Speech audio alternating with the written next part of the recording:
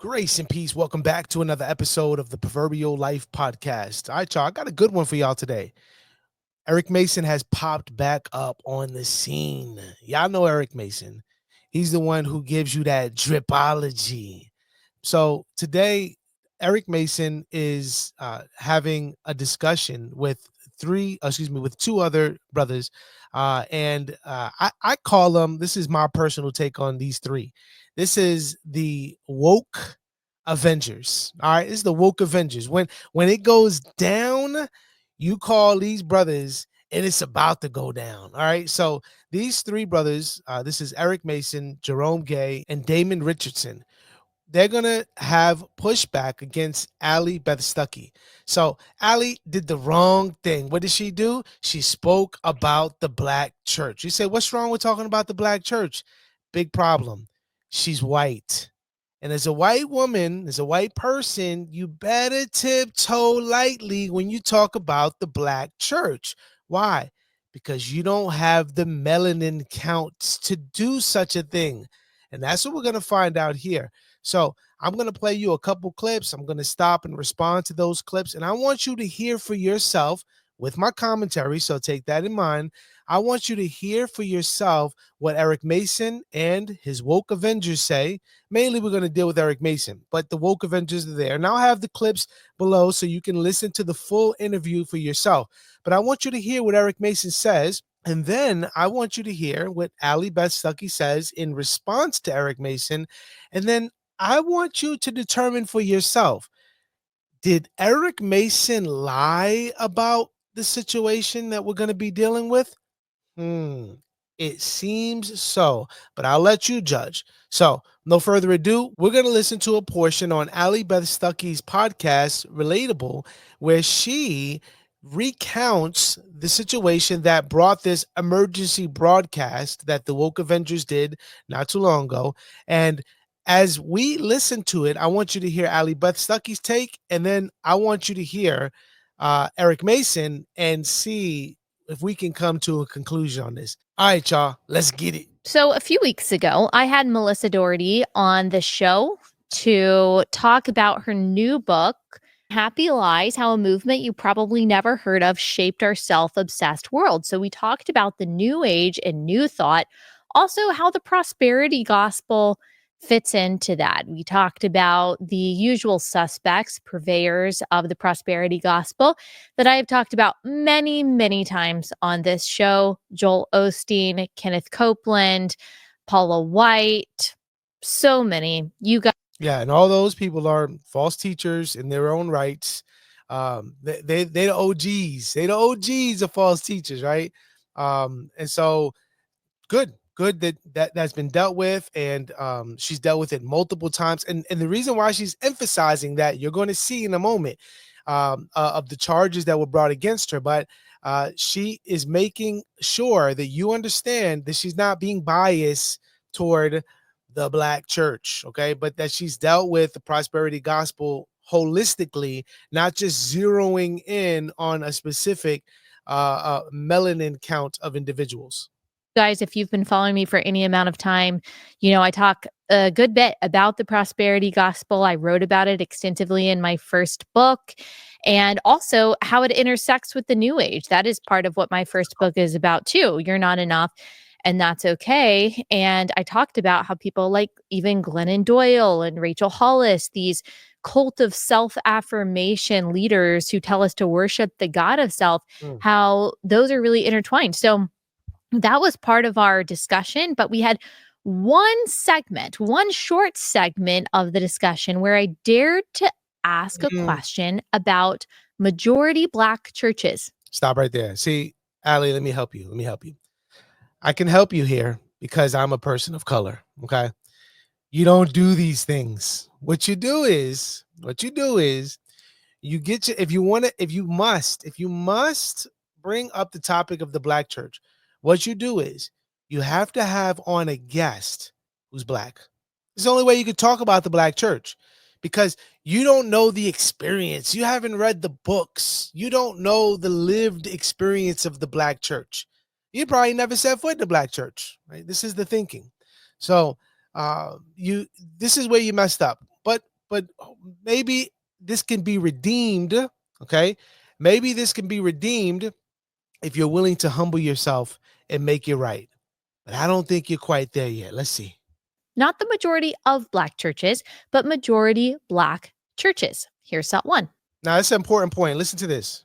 Ask a question about majority Black churches. Ask the question about majority Black churches. Not the majority of Black churches. Not the majority of Black churches. Very important.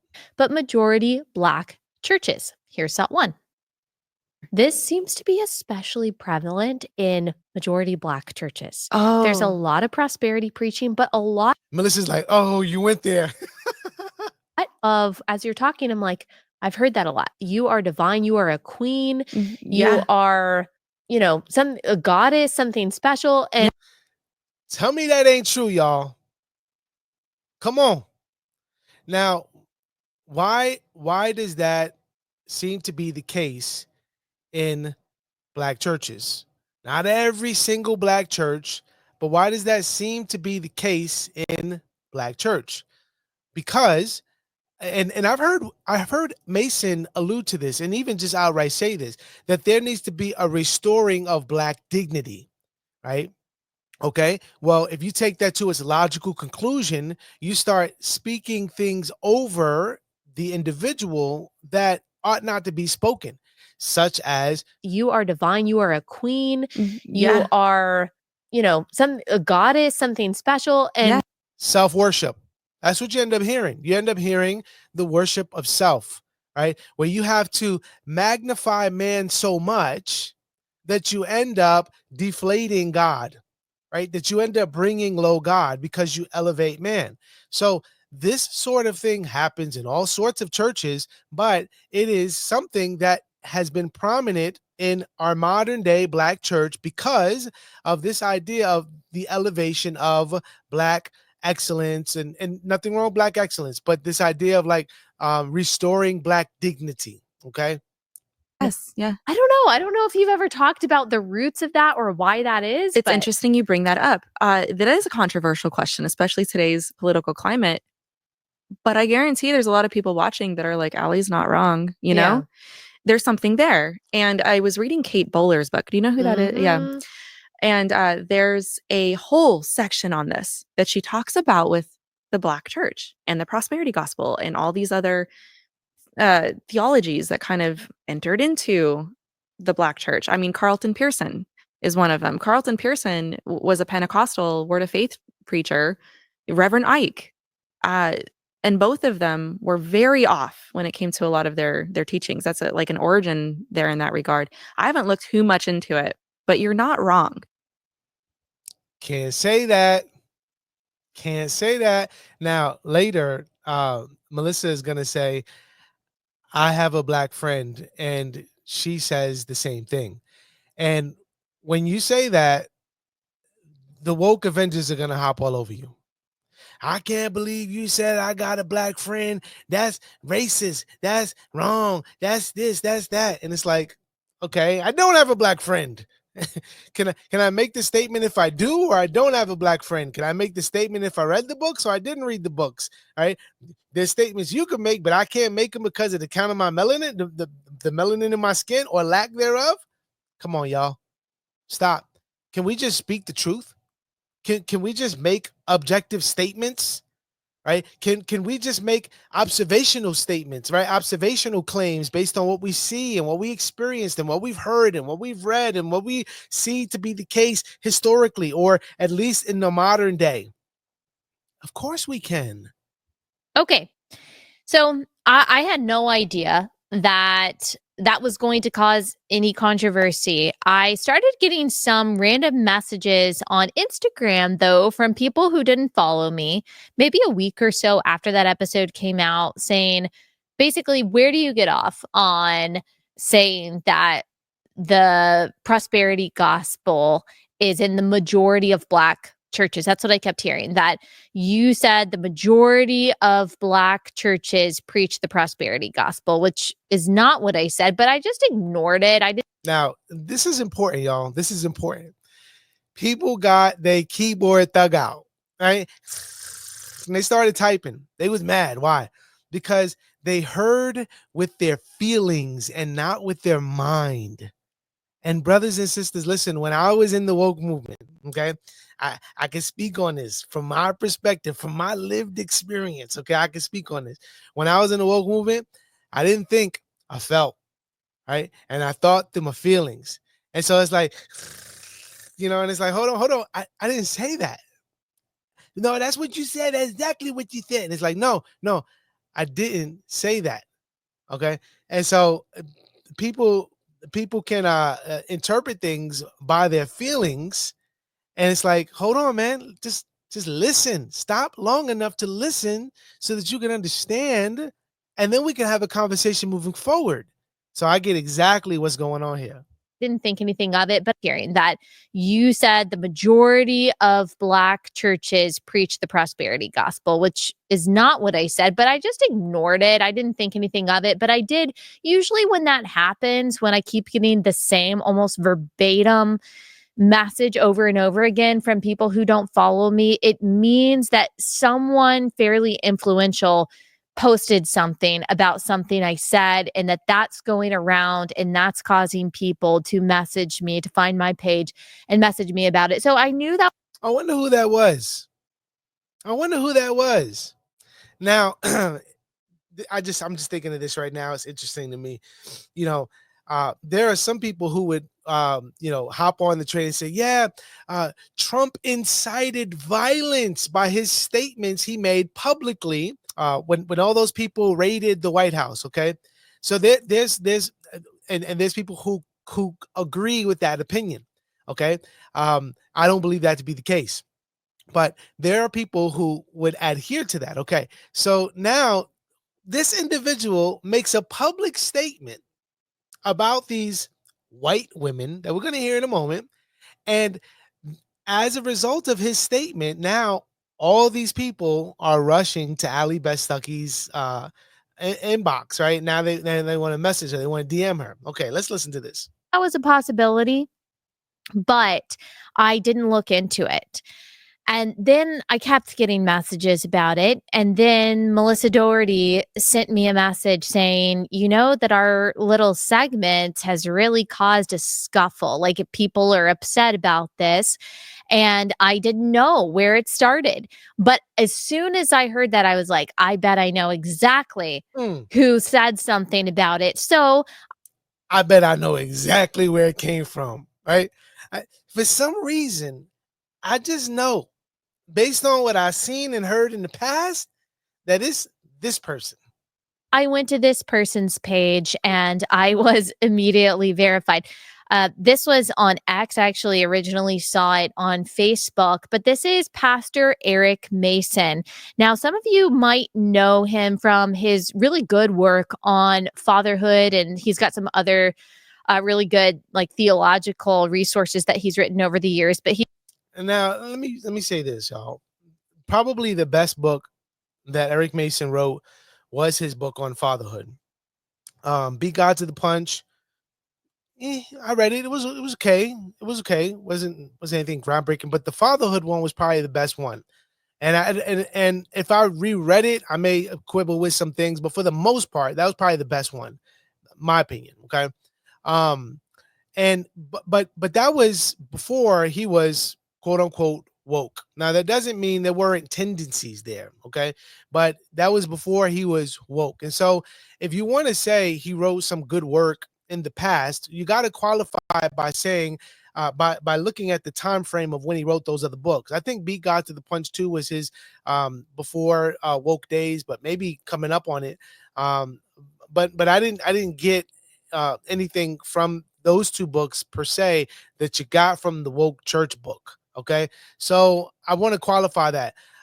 When she says, she's being very charitable when she says that he is, relatively sound, and he's, he's the things that she says about him. Okay. I'm not going to use those words about him. But I'm not saying he's a heretic, right? But he's not my go-to theologian at all, right? So let's continue. He's also the author of woke church. And we'll get into that a little bit in a second. He's a pastor of Epiphany Fellowship Church in Philadelphia. And here's his post. Now, y'all, you tell me, if a white person wrote this, would there not be problems? I just watched a clip with two white women saying that the majority of Black churches are prosperity churches. And I just watched a video where two Black women saying that the majority of white churches are prosperity churches and theologically unsound. Imagine changing the wording. A white YouTuber just mainly post critique videos agrees. What are your thoughts? Also, give a list of biblically solid white churches and pastors below. Video response coming. imagine changing the verbiage around. theologically on Philadelphia. And here's his post. I just watched a clip with two white women saying that the majority of Black churches are prosperity churches and theologically unsound. Didn't say that. A Black YouTuber, he's talking about someone named Corey Minor. Now, he just lied on her. She didn't say that. Saying that the majority of Black churches are prosperity churches and theologically unsound. Didn't say that. Now, why did he think she said that? Because he listened with his feelings. He listened with his feelings. It's like as soon as you say the Black church, it better be ultra positive, right? Because if there's any hint of negativity and you don't have the right melanin count, it's about to go down, right? The woke Avengers are about to come out. A Black YouTuber, he's talking about someone named Corey Minor, and I'll get to his video in a second. And see, the thing with Corey is, Corey's Black, but Corey said something in response to that video clip we saw, and he agreed with them. Can't do that. Can't do that. See, you could be Black and speak on the Black church, but you can't be Black and disagree with the Black church, because then you got a problem. A Black YouTuber that mainly posts critique videos agrees. What are your thoughts? Also, give a list of biblically solid Black churches and pastors below. Video response coming soon. If you do an etymology of the prosperity movement, which Preach Damon, that's handled, did in our book on urban apologetics, you'd see that it began and was spread by whites for the last 100 years. This type of stuff makes me angry. Y'all pray for me because I get in the flesh and want to say unwholesome things. Eric Mason, listen, don't be so angry. Why you angry? You're a minister of the gospel, bro. Calm down. Listen, and listen, especially if you want to be angry privately, that's better than being angry publicly. I mean, anger is not a good thing, it's a sin, right? But listen, hey, been there, done that. I get angry, right? And there's times when unwholesome things want to come out of my mouth, right? But it's better that you keep that private, because what you end up doing is looking like a fool. But then secondly, you end up maybe causing others to look and act like a fool as well, and tempt them to want to do and say unwholesome things. So just temper it down. It's gonna be okay. It's gonna be all right, especially if you're not just listening with your feelings. Then you can get understanding. Yikes. What does that mean? What unwholesome things? I'm also kind of just like, this is an aside. I'm stuck on do an etymology. Do an etymology. That's like saying like do a philosophy. Etymology means like the study of a word. And you can study the etymology of a word. Like you could study the philosophy behind an idea. But I don't know what do an etymology means. That's just an aside. So Eric Mason, he made this video with a couple of guys responding to what we said. His video was titled Emergency Episode, Are Majority Black Churches Preaching the Prosperity Gospel? He said, let me preface this by saying a few things. First of all, this is not a witch hunt. Second of all, this is not being divisive. He also says, I talked to Melissa. We had a pretty lengthy 45-minute discussion. All right, y'all, listen to this. Listen to this. And we're going to play the clip for y'all, but listen to this. Few things. First of all, this is not a witch hunt. Second of all, this is not being divisive. All right, listen, y'all. If you say it's not being divisive, it doesn't mean that it isn't divisive. Okay? All right? If it's divisive, it's divisive. And when you start to identify that these are two white women who are speaking on the Black church, you're being divisive. He also says, I talked to Melissa. We had a pretty lengthy 45-minute discussion. She was pretty broken about the comment and repented for it. And she was broken about the comment and repented of it. All right. I want to stop here. I'm going to bring you to that video and let you hear him say that for yourself. All right, let's go. All right. So this is the emergency episode. This is what I call the Woke Avengers. They record this episode in response to that original clip where the two white women, Melissa and Allie, were talking about the Black church. Okay. Now, listen to this. Man.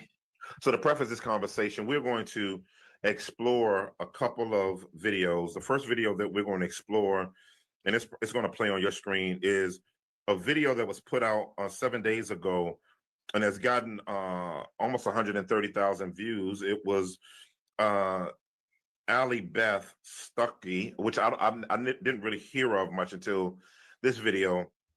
Y'all, this is a side note. I don't like when people do that. You heard of Allie before, man. Come on, man. Stop it. You know what I'm saying? Maybe not. Okay, let's assume you didn't. But for me, I'm like, come on, bro. Maybe you didn't follow her, right? But you ain't hear her. I feel like that's an introductory way to undermine her credibility. Stop, bro. You heard of her before. And she's interviewing Melissa. And let me preface this by saying a few things.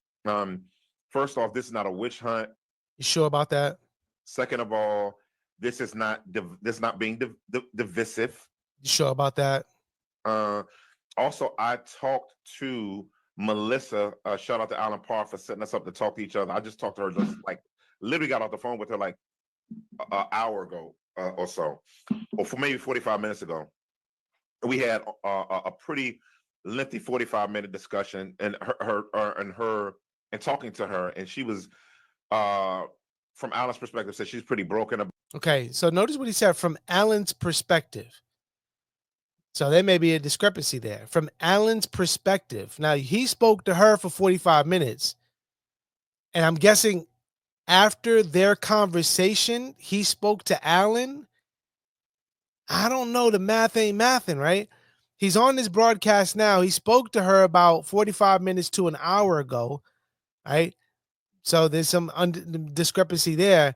And then he says that from Alan's perspective, she's pretty broken. About the comment and repented for it and wanted to make things right with me. I talked with her and I said, I think it's good. Pretty broken about it, repenting and wanted to make it right with me. I'm confused. Okay. And you're going to see why I'm confused in a moment. Because it was a public comment, you should probably, communicate publicly to deal with the issue because it was made publicly. And from what I understand, even Allie's platform is an interesting platform when it comes to Christianity and politics. All right, so let's stop there. I guess the thing is, where's the sin? Where's the sin in what was said by Melissa that she would need to be broken about and repent of?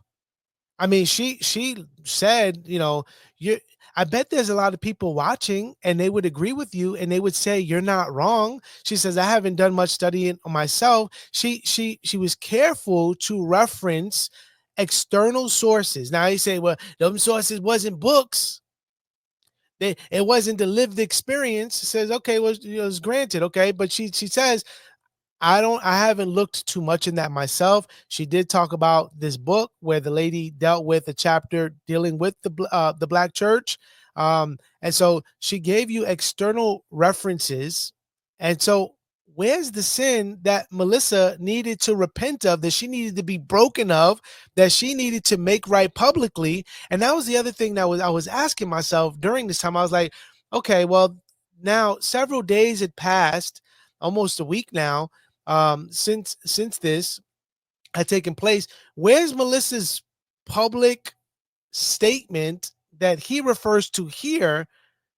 Because if she was really broken over it, there's things that I'm broken about. You let it marinate, you let it process, and then you like, man, I need to make this right. And you lay it out, right? You make it right. I hadn't seen that yet. Well, this is why. Okay, this is why. Listen to this. Let me preface this by saying a few things. First of all, this is not a witch hunt. Second of all, this is not being divisive. He also says, I talked to Melissa. We had a pretty lengthy 45-minute discussion. She was pretty broken about the comment and repented for it and wanted to make things right with me. And then they go on to say, pretty broken. Oof, strong. Know that this claim or this question that I had was completely untrue, that my observation and concern was completely unfounded. It's not true. Whatever. I don't think it's a witch hunt. Like, first of all, I'll say Eric Mason can make whatever content he wants. He can respond to things I put out there. There are some people out there who would say anyone who disagrees with something they say publicly is being attacked. I'm not that person. I don't feel attacked by people publicly disagreeing with things that I publicly say. People have a right to do that, and I can actually appreciate it when it's done in a respectful way. When he says this is not divisive, well, by pointing out the color of our skin, that is divisive. Come on. Because if she pointed out the color of someone else's skin, it would have been on. I mean, saying that the melanin count of the people who said it is what makes it, part of what makes it controversial. Yeah, I mean, that is, you're purposely trying to draw lines there. Whereas I, despite what some of my critics are saying, have talked about the prosperity gospel in all different kinds of churches, led by all different kinds of teachers. A response that I keep hearing, and that he said himself, is that, what about this white teacher? What about that white teacher? Right. Yeah. And how, like, are we grown folks or what? Oh yeah. Well, what about these teachers? And what about those white teachers? And it's like, what are we talking about, man? Can we just deal in the realm of truth and error? Can we just deal with the reality of what we see and what we've been hearing? Can we deal with that? Do we got to deal with the melanin count? Come on, y'all. It's what happens when you think with your feelings. 99.9% of the time that I am talking about the prosperity gospel, I am talking about pastors who happen to be white. And she shouldn't even have to say that. She shouldn't even have to say that. But she's got to say that, right? So that she makes the point, hey guys, I'm being fair. There's no unjust weights here. Just take 2 seconds to look at my repertoire of content that I've put out. Most of the people, I mean, including Andy Stanley, including pastors that I really like, I'm not afraid to talk about the controversies that they have gotten themselves into. Like, I really like Alistair Begg. I really liked Stephen Lawson and John Piper. I mean, all of these people, I've just kind of talked in a hopefully very respectful way about my disagreements with them. But yeah, 99.9% of the time, these people happen to be white. And but the problem is that 1%. That 1%. As soon as you talk about the 1%, the first thing we got to check is your melanin count.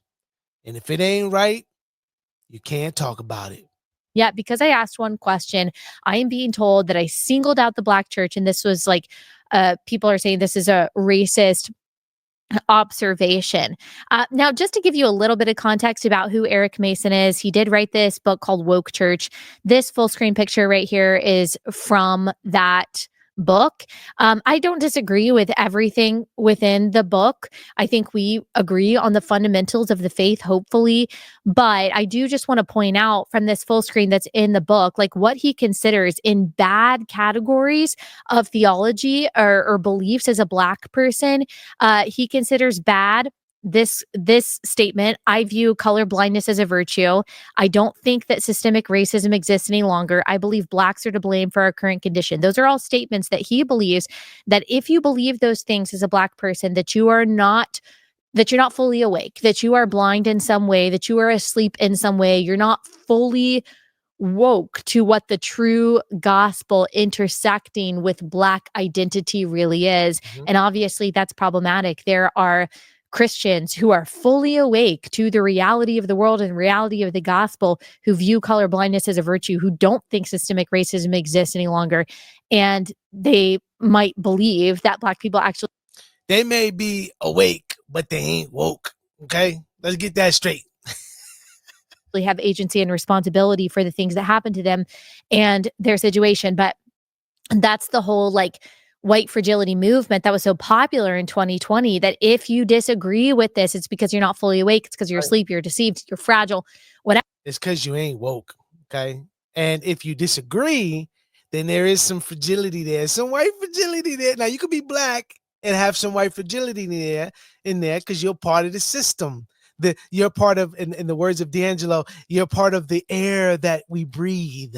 This white supremacy, this white fragility air. Whatever. And that's just it's not good logic. It's not good argumentation. And it just happens to be a silly, flimsy argument too. Pertaining to the part where he said that Melissa Doherty reached out to him and apologized and was broken over it. All right, pay attention. Listen to this, y'all. Is it true? Is it true? And if it's not true, why did Eric Mason say Melissa was broken over it? Why? I'm asking a question. I don't know. I can't read the heart of men, but I have my suspicions. But I'm thinking to myself, why would you say that if it isn't true? I talked to Melissa about this privately, and I wasn't going to share her thoughts publicly because it was a private conversation. But I will say that she was very annoyed by how Eric Mason was representing their conversation. She was connected through a good friend. She thought, okay, this might be a way to reconcile. Maybe we can better understand each other. She was simply trying to do the right thing and also honor their mutual friend by having a conversation with a brother in Christ about their apparent disagreement, but how he represented it, that she was repentant, that she was broken over it, that she apologized, she says is not true. Come on, y'all. Come on, y'all. And this is not just based on our private conversation, but what she said publicly too. She did say this on X, and I just appreciated it. She said, "Hi, everyone. It appears there's been a bit of a scuttle on how the conversation with Eric Mason and I went down. Yes, we did have a conversation. I'm thankful that we had that time to talk because I felt that addressing things privately was both a respectful and biblical approach. But it seems we definitely have a different interpretation of how this conversation went. I won't be responding to any comments here. I stand by the comments I said on Conserve Malin. A person's skin color doesn't determine whether they can know truth or call out terrible and heretical theology." And so that's what she said there. Come on, y'all. Also, I talked to Melissa. Shout out to Alan Parr for setting us up to talk to each other. I just talked to her, just like literally got off the phone with her like an hour ago or so, or maybe 45 minutes ago. We had a pretty lengthy 45-minute discussion, and talking to her, and she was, from Alan's perspective, said she's pretty broken about the comment and repented for it, and wanted to make things right with me. From Alan's perspective, said she's pretty broken about the comment and repented for it, and wanted to make things right with me. I talked with her, and I said, I think it's good because it was a public comment, you should probably, communicate publicly to deal with the issue because it was made publicly. And from what I understand, even Allie's platform is an interesting platform when it comes to Christianity and politics. And so, where's the lie? Where's the lie? Is it from Eric Mason, or is it from these two ladies? Says that she stands by her comments. So that means no, she wasn't broken over it. She didn't change, her mind on that. I don't know. I won't speak for her. Maybe she would change how she said it or how it went down. I'm not sure. But what he is doing is he is trying to say that she was contrite and therefore he is right. He is using that to try to verify, validate, substantiate his perspective. Right. I wonder if he's still feeling in the flesh and wanting to say the unwholesome things after that. I don't know. I wasn't going to say anything about all of that when I saw his response video, when I saw his post. I knew exactly who had started the controversy. I was not surprised at all when I saw him say two white women. I saw that kind of thing in 2020. Okay. And Eric Mason, by the way, he's not some far left progressive. Like I would say theologically on really important things. He's biblical. Yeah. And again, I would qualify that for show because there's some left leaning in Mr. Mason, Dr. Mason, excuse me. There's some left leaning in Dr. Mason. What I would call conservative theologically. Yeah. But he is hoisted up by a lot of conservative evangelicals, a lot of mainstream conservative evangelicals, even after a lot of nonsense in 2020. And then we've got Anthony Bradley. Okay, this is when I was like, all right, I'm gonna stop here. because she's going to get into the next section with Dr. Anthony Bradley. And if y'all don't know, maybe I'll cover this. Maybe I'll continue this section here, but not now. But with Anthony Bradley, see, Anthony Bradley is the real scholarly version of Mason. Okay. Mason is the urban version of Anthony Bradley, and Anthony Bradley is the scholarly version of Eric Mason. Okay. And so the two are one. Okay. But their styles are different. Okay. And so when you hear Anthony Bradley, though you're not hearing a one-for-one Eric Mason, it's one and the same. Okay. So when you hear the vitriol that you hear from Bradley, that's how Eric Mason feels. And it does come out. It does come out with Eric Mason. If you listen to that emergency broadcast, and then the one where the Woke Avengers had Corey Minor on, you hear the vitriol from Eric Mason. So don't get that mixed up. And really what this boils down to, okay, what this boils down to, my opinion. Okay, I gotta say this, my opinion. So y'all say, oh, you mischaracterize. Okay, my opinion is this. Okay, they have a problem with white people, and this is my opinion as well. This is based on my assumption here. My assumption is that they live in an urban context. Okay, nothing wrong with that. Okay, I've lived in an urban context most of my life. They live in an urban context, and they believe that the urban context is underserved, and they want to serve the urban context. Nothing wrong with that at all. Nothing wrong with that. So in order, now, what's the narrative in the urban context? The urban context is with your Black Hebrew Israelites and your other fringe groups, 5%ers and, Kemet's and all these other groups, is that the white man is the devil. White man is the devil, he needs to be overcome. Black man is the God, etc. So they're trying to balance the scales, right? They want to minister to their context and rebuttal those ideas, those ideologies with the truth from a biblical perspective, right? I believe they're Christians. So from a biblical perspective, they want to give an apologetic. They want to give an answer. But what they do in that is there's this mixing of the worldly perspective of this black and brown, white and non-white conversation, and they bring these two together, and then they lose what the scriptures teach. All right.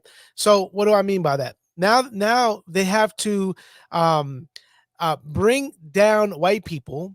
And this is subversive. They do this in a way that maybe isn't outright, but they do this by highlighting, these two white women are speaking on the black church. And they're attributing statements to Allie that she didn't even make, but they are thinking with their feelings. And so they come to the conclusion that she's making these statements when she's not. Okay. Why? Because they have to represent blackness. They have to represent, they have to give a proper interpretation of blackness. If you don't know any better, you would think that Allie's out here tearing down black people, that she thinks less of black people than she, that she thinks less of black and brown people. That's not the case. That's not the case.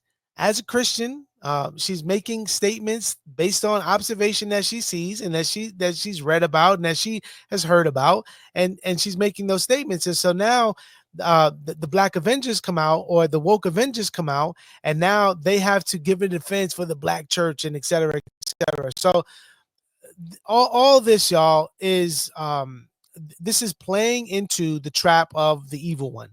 And what is that trap? In one way or another, I want y'all to be divided. In one way or another, there needs to be division among you. The division between races could not have been solved in Christ. The division in races could not have been resolved in the resurrection of Christ. No, they still linger. And they linger when two white women make a comment that they shouldn't be making about people who have more melanin in their skin. See, the division rages. All right, y'all. Well, I'm going to stop here. I hope you enjoyed this video. Please make sure you like the video, share the video, subscribe to the channel if you have not done so. And let me know if you want more of this. I can continue or I can stop. I want to hear from you. Let me know if you enjoy this kind of content. It's been a while. My wokeness is starting to come back up again. Not adhering to the ideology, but me wanting to deal with this. Ooh, it's starting to percolate again. It's starting to come back up again. And so y'all let me know. Y'all don't want to hear this? All right, I'll give the people what they want. But if you want to hear more of this, you let me know, and we're going to give you some more of this. All right, y'all. Well, that's it. I'm done. This is The Proverbial Life, a podcast where we encourage Christians to look to Christ, live wisely, and leave a legacy behind for generations to follow. Till next time, grace and peace, y'all. Look to Christ.